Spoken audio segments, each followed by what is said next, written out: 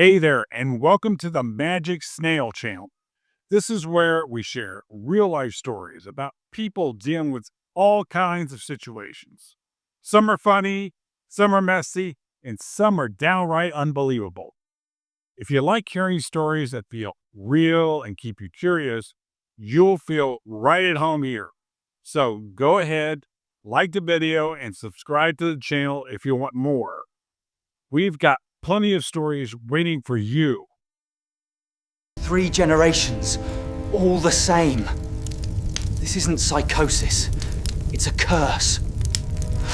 The evening sun cast long shadows across my driveway as I knelt beside my son's overturned bicycle, wrench in hand, trying to fix the chain that had somehow managed to twist itself into a pretzel. Again. 5-year-old bikes, I'd learned, had a supernatural ability to self-destruct at the most inconvenient moments. "Dad, can you make it go fast like a motorcycle?" Tommy asked, bouncing on his toes beside me, his gap-toothed grin infectious despite my growing frustration with the stubborn chain. "Sure, buddy, just give me a minute to—" "Excuse me." I looked up to see my new neighbor standing at the edge of my driveway. Frank Morrison, retired cop, late 60s, with the kind of weathered face that suggested he'd seen too much during his career. We'd moved to Maple Grove 6 months ago, and Frank had been polite but distant. The kind of guy who mowed his lawn at exactly 7 a.m. every Saturday and kept his property immaculate. "Hey, Frank. What's up?" His eyes weren't on me, though. They were fixed on my wife, Sarah, who was playing catch with Tommy in the backyard. Something about his expression made my stomach tighten. "This might sound strange," Frank said, his voice carefully controlled, "but what's your wife's maiden name?" I blinked. "That's kind of a random question. Humor me." Sarah's laughter drifted across the yard as Tommy missed another easy throw. She looked perfect in the golden light, blonde hair pulled back in a ponytail, wearing the yoga pants and fitted top that made her look like she'd stepped out of a suburban magazine. At 36, she still turned heads at the grocery store. "It's Nillik," I said finally. "Sarah Nillik before we married, why?" Frank's face went white, actually white, like someone had drained all the color from his cheeks. He reached into his back pocket and pulled out a folded, yellowed newspaper clipping. "Take your son and run," he said quietly, pressing the paper into my hands. "Don't tell her why." Before I could respond, he was walking back toward his house with quick, purposeful steps.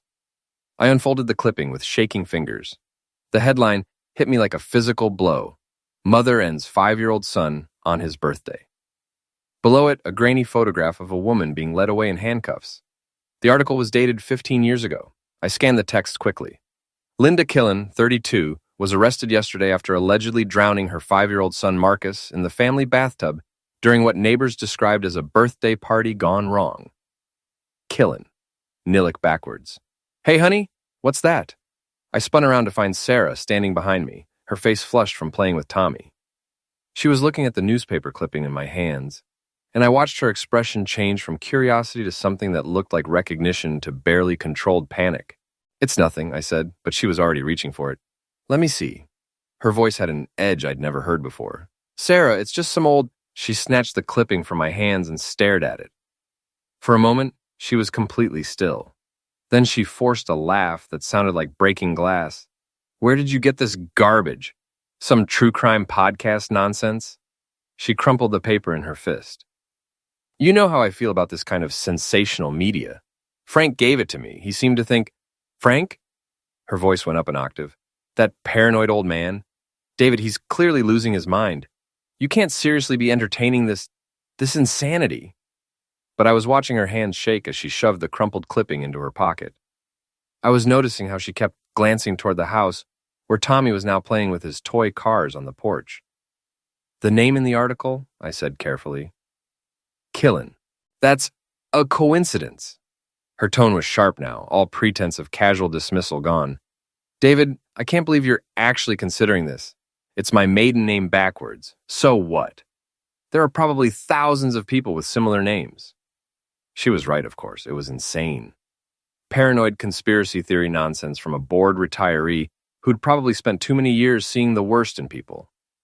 But as Sarah stalked back toward the house, calling for Tommy to come inside for dinner, I couldn't shake the image of her face when she'd first seen that headline.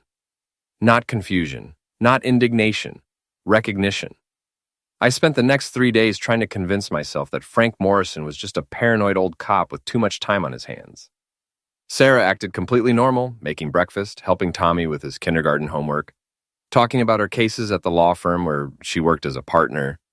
But I found myself watching her differently, noticing things I'd somehow missed before. Like how she always got tense around Tommy's birthday, how she'd suggested more than once that maybe we should skip the big party this year. How she sometimes stared at him with an expression I couldn't quite read. On Thursday evening, I knocked on Frank's door.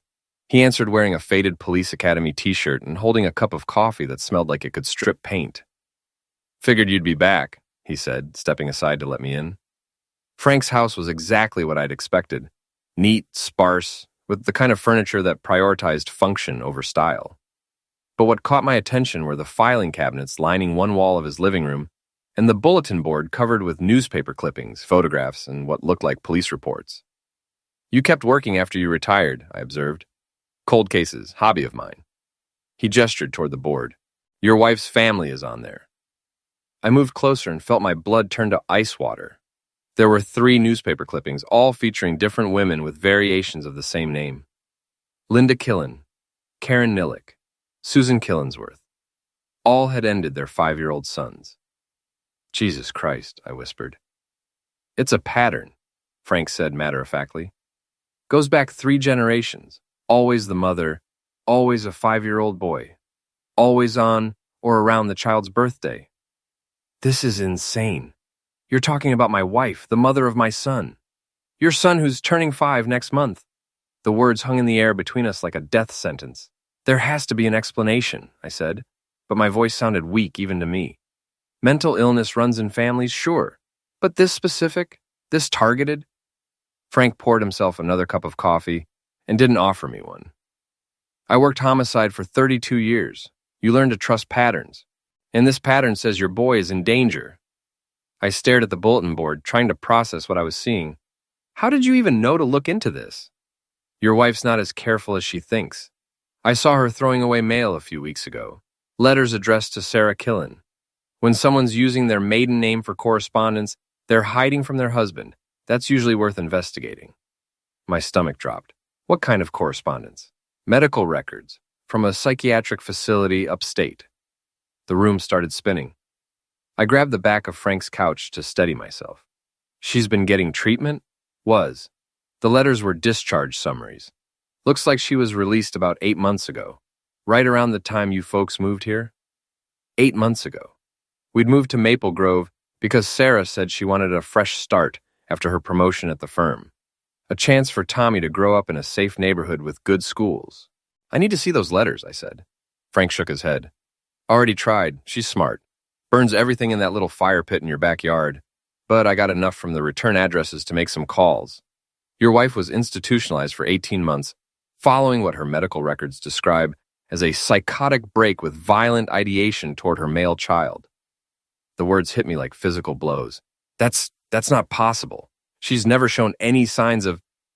But even as I said it, I was remembering things. How Sarah sometimes got that distant look when Tommy was being particularly loud or energetic.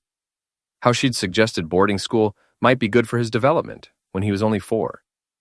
How she'd never seemed quite as attached to him as other mothers were to their children. "David," Frank's voice was gentle but firm, "I've seen this before. Not exactly this, but close enough. Some people are very good at hiding what's broken inside them, until they're not." I left Frank's house feeling like I was walking through a nightmare. But instead of going home, I sat in my car at the end of the block and called Sarah's office. "Morrison, Klein & Associates," the receptionist answered. "Hi, this is David Chen, Sarah's husband. I'm trying to reach her, but she's not answering her cell." "Oh, Mr. Chen, I'm sorry, but Sarah left about an hour ago. She said she had a client dinner." Client dinner. Sarah had told me she was working late on a brief and would grab something at the office. I drove to her law firm's parking garage. Her BMW was gone. For the next 2 hours, I drove around town looking for her car, feeling like a stalker, but unable to stop myself. Finally, I spotted the familiar silver sedan at the Riverside Motel, a run-down place on the outskirts of town that rented rooms by the hour. I parked across the street and waited. At 9:30, Sarah emerged from room 237. She wasn't alone. Daniel Reeves, her law partner, followed her out. They stood by her car for a moment, talking in low voices. Then he kissed her. Not a friendly peck on the cheek, but the kind of kiss that left no doubt about what had been happening in that motel room.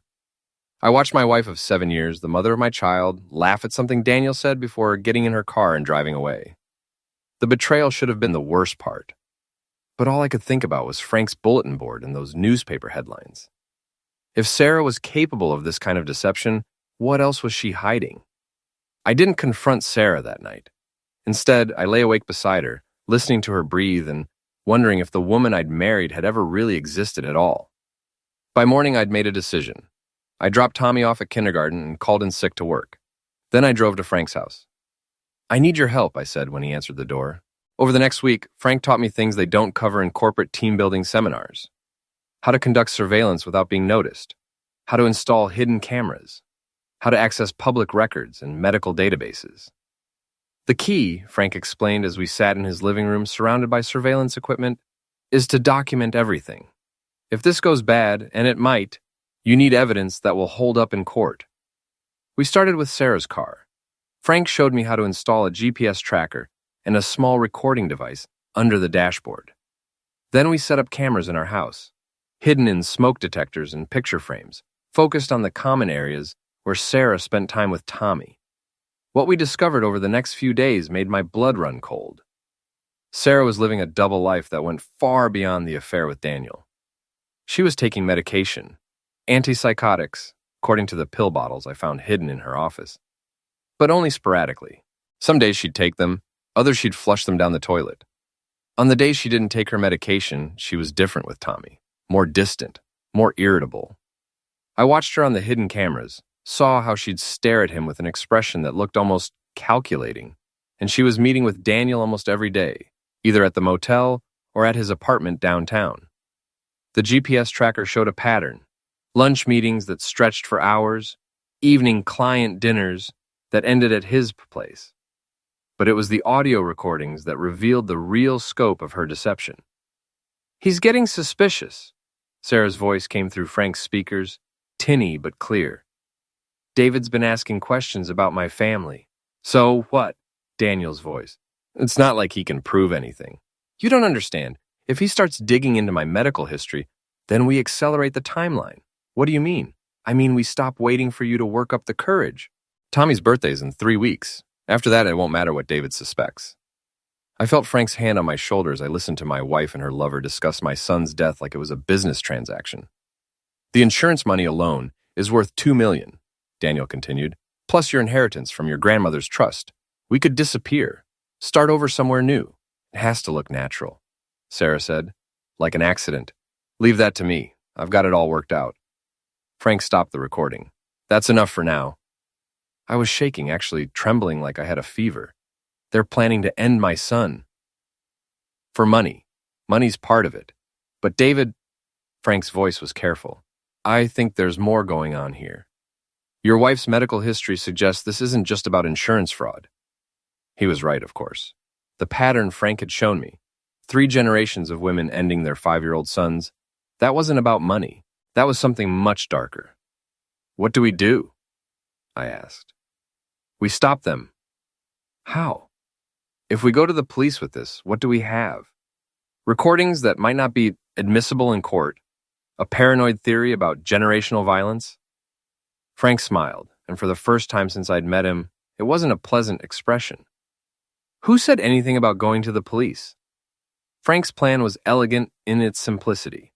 Instead of trying to convince the authorities that my wife was planning to homicide our son, we were going to make her and Daniel destroy themselves. "The beautiful thing about people like this," Frank explained, "is that they're fundamentally cowards.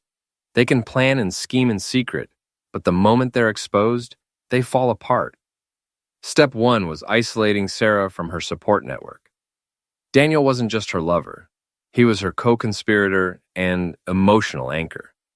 Remove him from the equation, and Sarah would be vulnerable. I started with Daniel's wife. Monica Reeves was a pediatric surgeon at the Children's Hospital, brilliant and successful in her own right. She and Daniel had been married for 12 years and had 2 daughters. From the outside, they looked like the perfect power couple. I'd met Monica several times at law firm social events. She was sharp, funny, and clearly had no idea her husband was planning to homicide a child for insurance money. I called her office and asked to meet for coffee. "David, what a nice surprise," Monica said when she arrived at the downtown Starbucks I'd suggested. "How are Sarah and Tommy? That's actually what I wanted to talk to you about." I slid a manila envelope across the table. Inside were photographs Frank had taken of Daniel and Sarah at the motel, along with transcripts of their recorded conversations. Not the parts about ending Tommy, those were too dangerous to share, but enough to prove the affair and the insurance fraud discussion. Monica's face went through a series of changes as she read. Confusion, disbelief, anger. Finally, a cold fury that reminded me why I'd never want to face her across an operating table. "How long?" she asked quietly. "At least 6 months, probably longer." She closed the envelope and looked at me with eyes that could have cut glass. "What do you want?" "I want them stopped, both of them. Consider it done." Step 2 was exposing Sarah at work. Morrison, Klein & Associates prided itself on its reputation for integrity. Partners who embezzled client funds and committed insurance fraud tended to find themselves not just fired, but facing criminal charges. Frank had discovered that Daniel had been skimming money from the firm's client trust accounts to finance his lifestyle. Nothing dramatic, a few hundred here, 1,000 there, but enough to constitute felony embezzlement. I compiled the evidence and sent it anonymously to the firm's managing partner, along with proof of Daniel and Sarah's affair. Step 3 was the most dangerous, confronting Sarah directly. I waited until Tommy was at a sleepover at his friend Jake's house. Then I set up a video camera in our living room and waited for Sarah to come home from another client dinner. She walked in at 10:30, looking flushed and satisfied. When she saw me sitting in the darkened living room, she jumped. "David, you scared me. Why are you sitting in the dark?" I turned on the lamp beside my chair. "We need to talk." Something in my voice must have warned her, because her expression immediately became guarded. "About what?" "About Daniel, about the motel, about your plans for Tommy's birthday." The color drained from her face, but she tried to maintain the pretense. "I don't know what you're talking about." I picked up the remote control and turned on the TV. The screen filled with audio waveforms as Daniel's voice filled the room. "Tommy's birthday is in 3 weeks. After that, it won't matter what David suspects." Sarah stared at the screen like it was a snake about to strike. "The insurance money alone is worth $2 million. She lunged for the remote, but I was faster. I stood up and backed away, keeping the device out of her reach. "It has to look natural, like an accident." "Turn it off," Sarah whispered. "Leave that to me. I've got it all worked out." "Turn it off!" She was screaming now, her carefully maintained facade finally cracking. This was the real Sarah, the one who could plan her child's homicide like a business meeting. "You sick witch," I said quietly. "You were actually going to do it." "You don't understand," she said, and suddenly she was crying. "It's not what you think. I love Tommy. I would never hurt him. The recordings say otherwise. Those are out of context. Daniel was talking about something else, some legal case. Stop lying." My voice was getting louder. "I know about your family history. I know about your mother and your grandmother. I know about the psychiatric facility." Sarah's tears stopped as suddenly as they'd started. When she looked at me now, her eyes were completely cold. "You've been busy," she said. "Not as busy as you. What do you want?" "I want you gone. Out of this house, away from Tommy, out of our lives." She laughed, and the sound made my skin crawl. "You think it's that simple? You think you can just throw me out and play happy family with our son?" "I have evidence of adultery, insurance fraud, and conspiracy to commit homicide. Try me. You have recordings that could have been faked, photographs that prove nothing, and a lot of paranoid theories from a washed-up cop." Sarah's voice was getting stronger, more confident. "But I have something better." "What's that?" "I have a 5-year-old son who loves his mommy, who will tell any judge that Daddy has been acting scary and angry lately, who will cry and ask why Daddy is trying to take him away from me." The threat was clear. Even if I could prove everything I suspected, a custody battle would be long and ugly. And in the meantime, Tommy would be alone with her. "You're forgetting something," I said. "What's that?" "Daniel's wife got those same recordings today, along with evidence of his embezzlement. By now, he's probably been arrested. Sarah's confident expression faltered. You're lying. My phone buzzed. I glanced at the text message and smiled. Monica Reeves says to tell you that Daniel's been taken into custody. He's already started talking about the insurance fraud. Apparently, he's not as loyal as you thought. Sarah stared at me for a long moment. Then she started laughing again, but this time it sounded broken. You think you've won, she said. You think you've saved Tommy. I know I have. You stupid man. You have no idea what you're dealing with. This isn't about money. This isn't about Daniel. This is about what I am, what my family is. She moved toward the stairs, and I stepped to block her path. Where are you going? To pack? Isn't that what you want? Tommy's not here. I know where he is. Her smile was terrible. Jake's house, 1247 Elm Street. His parents are at their book club until midnight. My blood turned to ice. If you go near him, what? You'll call the police? With what evidence? Those recordings you say prove I'm planning to hurt him? The ones where I never actually say anything about hurting anyone? She was right.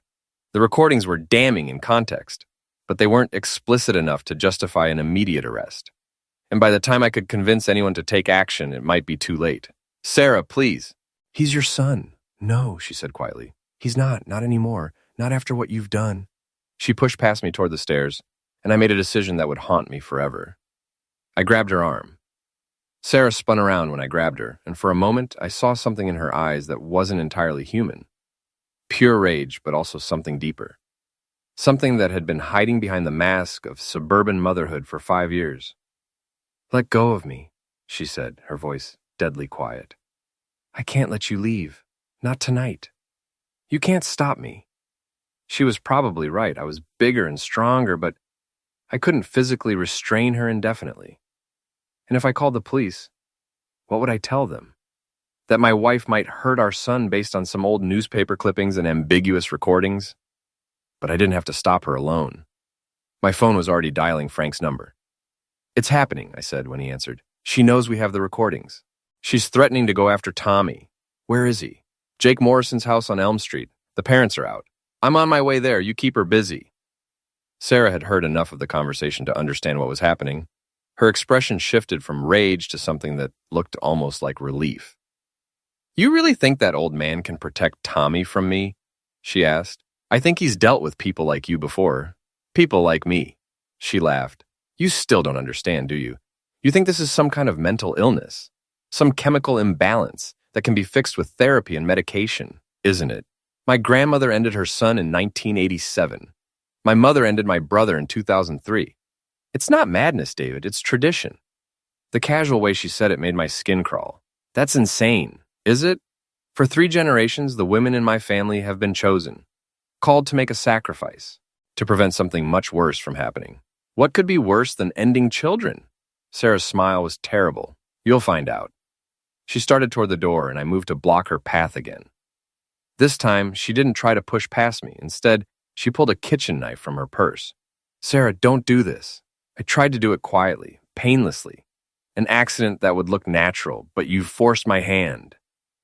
The knife gleamed in the lamplight. It was one of our good ones, from the set we'd gotten as a wedding present. Sharp enough to cut through bone. Put the knife down. I can't. You don't understand what happens if I don't complete the ritual. The consequences, there is no ritual. There are no consequences. You're sick, Sarah. You need help. I needed you to trust me, to let me do what had to be done. But instead, you chose to interfere. She lunged at me with the knife, and I barely managed to grab her wrist. We struggled for control of the blade, crashing into furniture, knocking over lamps. Sarah was stronger than I'd expected, fueled by whatever delusion had taken hold of her mind. The sacrifice has to be made, she gasped as we fought.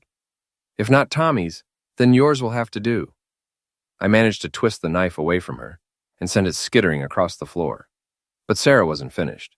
She grabbed a heavy glass vase from the coffee table and swung it at my head. I ducked, and the vase shattered against the wall behind me. Sarah, stop! This isn't you. Yes, it is, she screamed. This is who I've always been, who I was born to be. She came at me again, this time with a shard of broken glass. I caught her hands, but she was beyond reason now. beyond anything that resembled the woman I'd married. "The children have to die," she whispered, her face inches from mine. "It's the only way to keep the darkness at bay." My grandmother understood. My mother understood. "Why can't you?" "Because it's not real.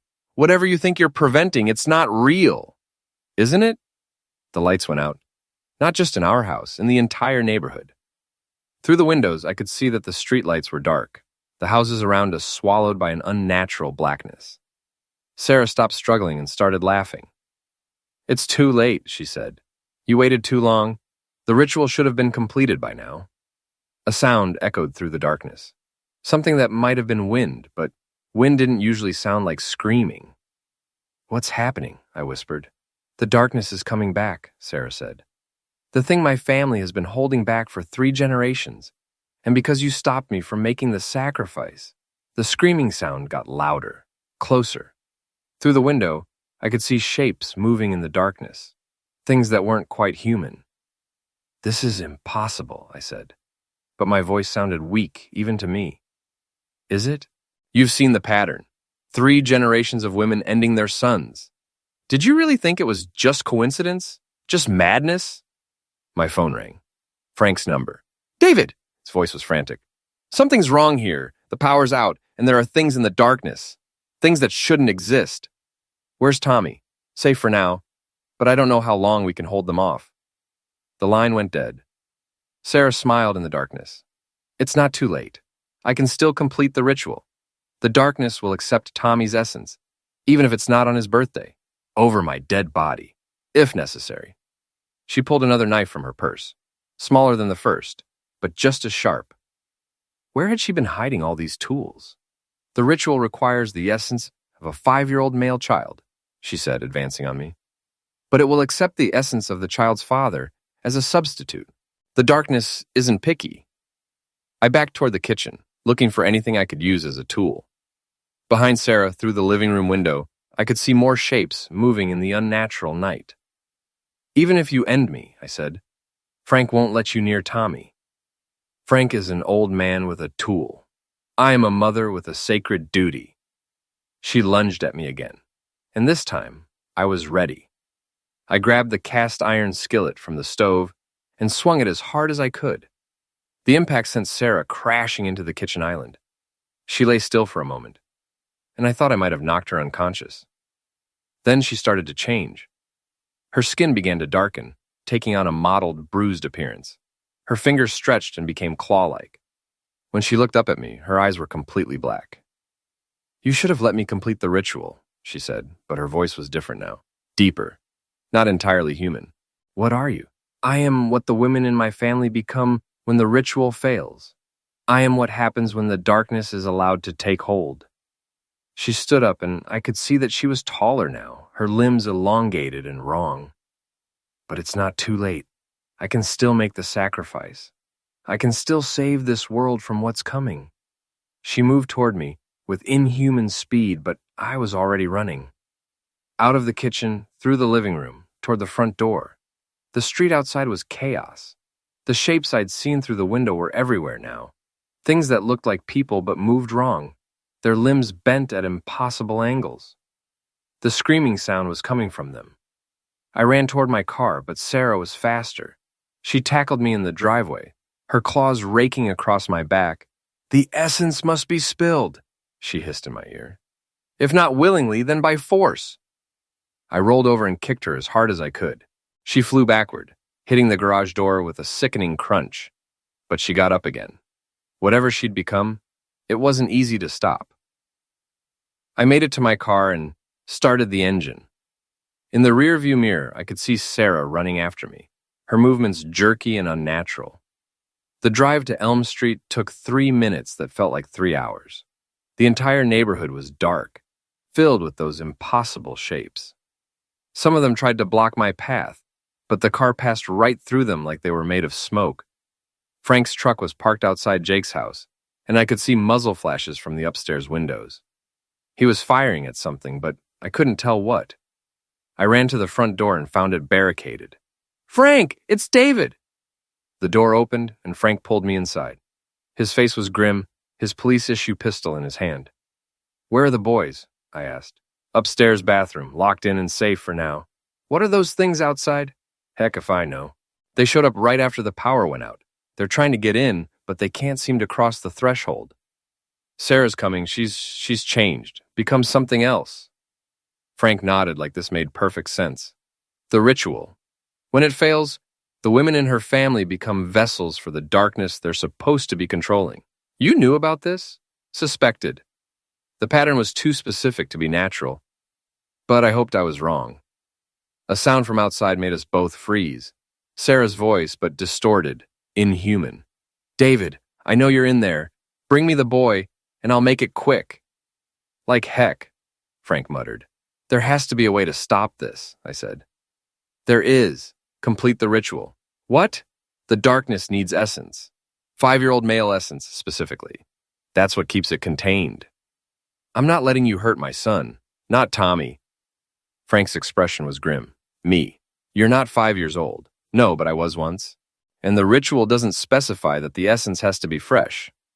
He rolled up his sleeve, revealing a long scar along his forearm. I've been carrying this darkness for 70 years, he said. Ever since my mother tried to complete the ritual and failed. The scar contains essence from when I was 5. Essence that was offered but never used. That's insane. Is it more insane than what's happening outside? Before I could answer, the windows exploded inward. Sarah crawled through the broken glass, her transformed body moving like a spider. Found you, she hissed. Frank raised his tool, but Sarah was faster. She knocked the tool from his hand and sent him flying across the room. Where is he? She demanded. Where is my son? He's not your son anymore, I said. You gave up that right when you tried to end him. I was trying to save him, to save all of us. She lunged at me, but this time I was ready. I grabbed the knife she'd dropped earlier and drove it into her chest. Sarah looked down at the blade, then back at me. She smiled. You can't end what's already dead, she said. Then Frank was behind her, his scarred arm badly injured. He pressed the wound against Sarah's transformed flesh, and she began to scream. The sound was deafening, inhuman.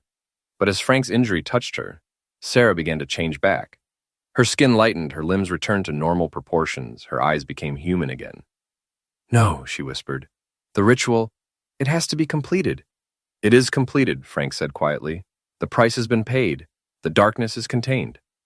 Outside, the screaming stopped. The warped silhouettes dissolved into nothing, and the streetlights flickered back to life. Sarah collapsed to the floor, her body returning to normal, though her breathing was still shallow and uneven. Tommy, she whispered. I need to see Tommy. No, I said firmly. You're never going near him again. Please, I'm still his mother. No, you're not. I heard footsteps on the stairs. Tommy appeared in the doorway, his face streaked with tears but otherwise unharmed. Daddy, what happened to Mommy? I looked at Sarah, lying broken on the floor, then at Frank, who was bandaging his arm with a dish towel. Mommy got very sick, I said finally, but she's going to get help now. Sarah tried to reach for Tommy, but her strength was gone. I'm sorry, she whispered. I'm so sorry. Then her eyes closed, and she was still. The paramedics arrived 20 minutes later, followed by the police. The official report would say that Sarah had suffered a complete psychotic break and attacked her family before dying of a brain aneurysm. The power outage was attributed to a transformer explosion. No one mentioned the ritual. No one talked about the darkness. Some things, Frank explained later, were better left unexplained. Tommy and I moved in with Frank temporarily while I figured out what came next. The old cop was surprisingly good with children, and Tommy seemed to enjoy having a grandfather figure around. Sarah was buried in the town cemetery, far from her mother and grandmother. I didn't attend the funeral. A month later, I was cleaning out her office when I found a letter addressed to Tommy. It was dated the day before she died. My dearest son, it began. By the time you read this, you'll be old enough to understand what happened. I want you to know that everything I did because I loved you. The darkness that runs in our family is real, and it's hungry. I tried to protect you from it, the only way I knew how. I failed, but Frank succeeded where I could not. The ritual is complete, and you are safe. Live your life, be happy, and never forget that despite everything, your mother loved you more than life itself. I burned the letter without showing it to Tommy. Some burdens are too heavy for a child to carry. But sometimes, late at night, I wonder if Sarah was right, if the darkness is still out there, waiting, if the ritual really did contain it, or if it just bought us time. I guess we'll find out when Tommy turns 18 and has children of his own.